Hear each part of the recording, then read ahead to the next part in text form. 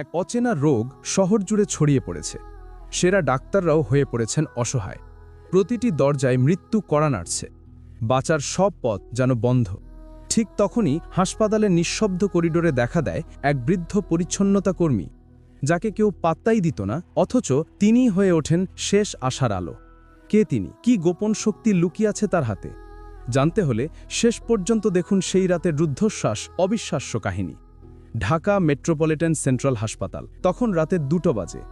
কাঁচের দেয়ালের বাইরে ঘুমন্ত শহরের নিয়ন আলো হাসপাতালের ভেতর এসে পড়েছে। কিন্তু এই বিশাল অট্টালিকার ভেতরে ঘুম নেই।